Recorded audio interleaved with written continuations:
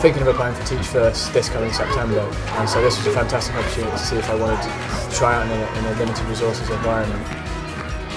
I wanted to experience education in a challenging setting, and when I get home I plan on applying for Teach First.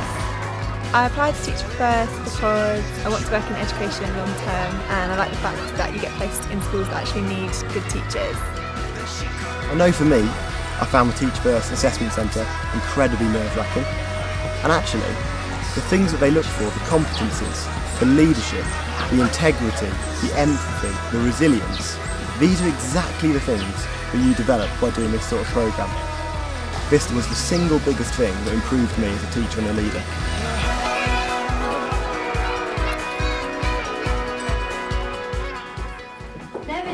Teacher Amy, Oha. We just taught a lesson to our peers as a practice when we're going to the schools. It was very fun but quite nerve-wracking at the beginning, and the board's a bit high. I'd like it was a little bit lower.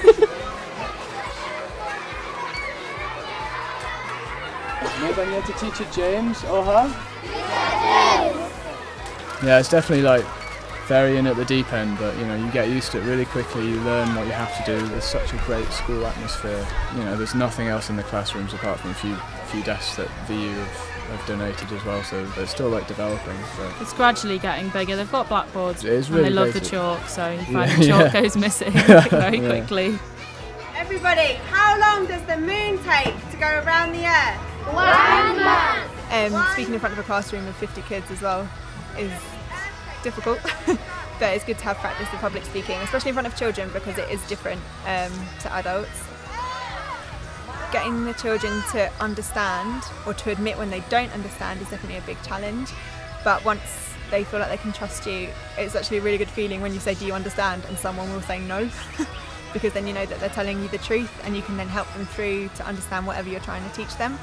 As loud as you can, Gamba Manonga, yeah! I think resilience is definitely a trait you learn. You need to keep them engaged, you need to keep them energised. This being able to strike a fine balance between earning their respect through not letting them go too far across the line if they're messing around, but also not to be overly disciplinary and overly, you can always let a few things go and catch the big problems. It's important to come up with a quite hands-on way of explaining things to them.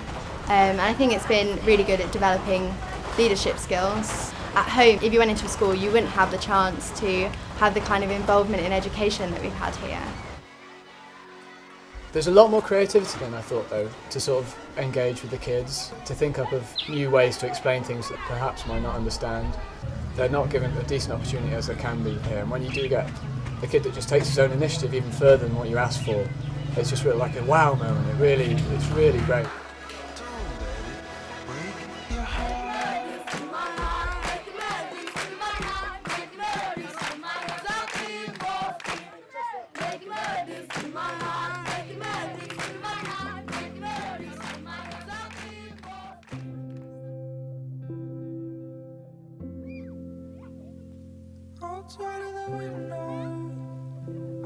People are working in new environments, learning new things and really stretching themselves. And they're doing it all in the context of education and particularly addressing disadvantage, real significant disadvantage in a different part of the world.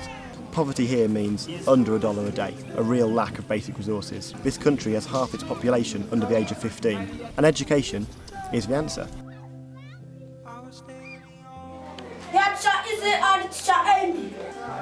I'm not happy today because you are eating the grass. You are the best chef in the world. I think that's probably the biggest difference I've seen in the kids these last few weeks is their ability to think for themselves a lot more. And I'm really going to be really sad to leave my class, I have to say. I have 4 sisters. I have two brothers. Oh, it's England. Uganda is super. I like eating rice. Hopefully we've managed to inspire them to want to stay in education and carry on learning, to have quite an ambitious future.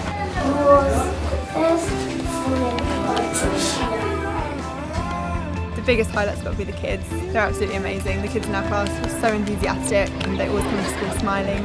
Mostly always came into school smiling. So I've really enjoyed my time out here. I'd definitely like to come back. I think one of the most important things to teachers is for them to have a lot of passion, and not just passion for their subject but passion for the children that they're teaching and for the education system as a whole. So I think it enables you to start developing the skills towards becoming a teacher.